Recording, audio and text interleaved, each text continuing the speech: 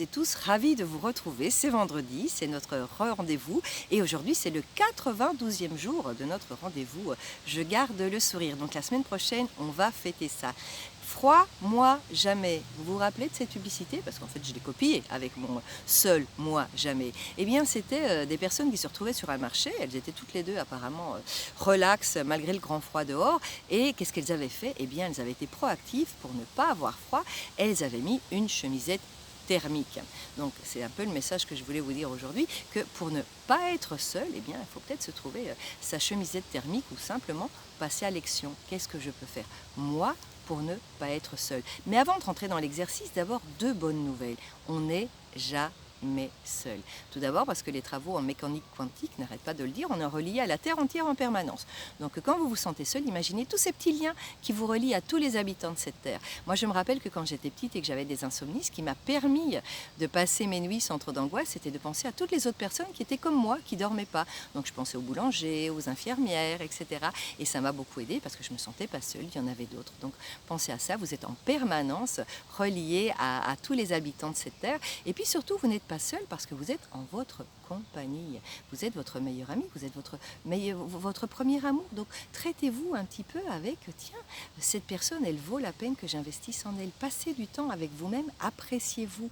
Il y a une chose qui m'étonne énormément, c'est que quand je fais face à des personnes qui sont seules suite à une séparation, etc., et que je leur dis, mais faites quelque chose de sympa, la réponse que j'ai, ouais, ben, rien que pour moi, c'est pas la peine.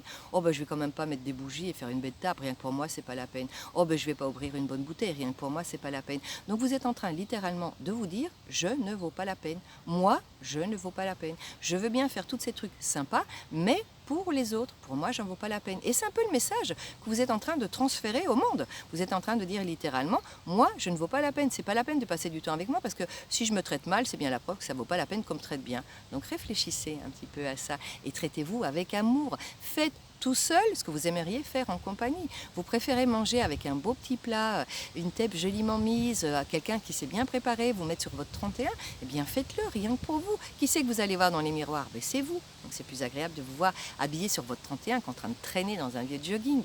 Et puis après, ben, on revient à la proactivité. Ce qu'on peut faire quand on se sent seul, c'est vraiment prendre un moment, moi j'appelle ça prendre le thé avec moi-même, m'installer et réfléchir. En fait, cette solitude, elle vient d'où? Si vous vous sentez seul, c'est probablement parce que vous aviez l'habitude de faire quelque chose avec quelqu'un en particulier et ce quelqu'un n'est plus là. Alors, c'est quoi exactement qui vous manque? D'accord, vous aviez un copain, vous n'avez plus de copain.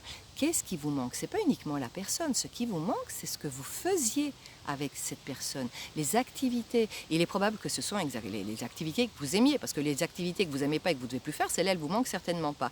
Alors, par exemple, si c'est le dimanche matin, vous aviez l'habitude de faire une grande randonnée à vélo, forcément, le dimanche matin, vous allez vous sentir seul parce qu'il n'y aura plus personne pour faire du vélo. Comment ça, il n'y a plus personne? Et vous ne savez pas la quantité de clubs et d'organisations qui font des sorties de vélo le dimanche matin? Eh bien, cherchez-les. Je vous assure qu'elles ne demandent pas que vous soyez en couple. Il n'est pas nécessaire d'y aller en groupe. Vous pouvez y aller tout seul. Vous vous joignez au groupe. Et ça y est, le dilemme du dimanche matin, vous étiez tout seul. Enfin, ce n'était pas de le dilemme. Le drame du dimanche matin, vous étiez tout seul et résolu. Vous allez faire du vélo maintenant, mais avec un autre groupe. Pensez à tout ce qui vous manque. En fait, c'est quoi qui vous manque? Cette sensation de solitude, elle vient d'où? Donc c'est peut-être, ben, moi j'aime pas être seule le soir. Ah bah oui, ben forcément, quand on a passé sa vie en compagnie, on peut ne pas aimer être seul. Mais bon, vous n'êtes pas, il n'y avait pas que cette personne-là sur la Terre. Reprenez contact avec vos anciens copains, vos anciens amis. C'est le moment où en général on retourne à nos amis d'école. Donc c'est le moment où reprenez contact avec vous, avec tous ces gens. Et vous verrez qu'il y aura toujours bien quelqu'un qui sera prêt à vous répondre au téléphone ou à faire un WhatsApp et quand on le pourra, à venir regarder la télé avec vous. Donc soyez proactifs, cherchez à faire par vous-même ce que vous faisiez avant seul. Alors on peut se sentir parfois en grande solitude pour d'autres raisons. Moi je reviens à mon problème technique. Mais moi, j'ai toujours un grand moment de solitude quand j'ai un problème technique. Et c'est le moment d'apprendre à demander, Milena. Parce que là, je suis là, j'y arrive pas, et je m'énerve, et j'essaye toute seule, et j'y arrive pas. Eh bien, ce grand moment de solitude, c'est un signe qu'il faut peut-être que je ravale mon orgueil et que je demande de l'aide. Parfois, on se sent seul aussi parce qu'on a l'impression que notre vie n'a pas de sens, elle n'a pas de but, elle n'a pas... Et ça, c'est un bon signe. Ça veut dire, mais qu'est-ce que j'attends? Qu'est-ce que j'attends pour trouver un sens à ma vie? Ça demande, je sais, c'est un peu facile ce que je vous dis là en parlant. Parfois, vous allez avoir besoin d'aide extérieure. Mais Vous vous donnez la priorité? Vous voulez bien chercher cette aide extérieure pour donner un sens à votre vie? Mais non, si, vous allez voir que parfois la solitude, elle a une intention positive. Maintenant, quand on se sent très seul, on reçoit un petit peu pas mal de compassion, d'attention. Alors posez-vous la question, comment est-ce que je peux obtenir ça? Parce que ça j'y tiens, mais sans devoir en souffrir en même temps. Donc réfléchissez un petit peu à cette intention positive. Et puis les bonnes nouvelles que j'ai aussi là pour la fin, c'est que c'est pas tellement difficile de sortir de la solitude. D'abord, il y a faire quelque chose pour les autres. C'est magique. Trouvez du volontariat, une façon d'accompagner d'autres personnes qui ont besoin de vous. Vous allez voir comme soudainement la solitude va s'évaporer. Elle apparaîtra encore lors d'activités que vous aviez l'habitude de faire en compagnie et que vous ne pouvez plus faire en compagnie. Mais là, on a déjà trouvé la solution. Mais surtout, faites quelque chose pour les autres. Et puis aussi, n'oubliez pas de sourire pour vibrer dans la vibration rose, que tout va bien, la gratitude, j'ai plein de choses. J'ai peut-être pas cette personne, et c'est vrai que c'est important, Lamartine l'a dit, hein, une seule personne vous manque et le monde est dépeuplé. Mais bon, soyez quand même plein de gratitude pour tout ce que vous avez quand même. Parce qu'alors, à partir de ce moment-là, au lieu de vibrer sur le manque, il me manque, et donc qu'est-ce que vous allez faire? Vous allez attirer plus de il me manque. Là, vous allez quand même avoir toute une liste de ce que vous avez déjà, et donc votre vibration sera différente.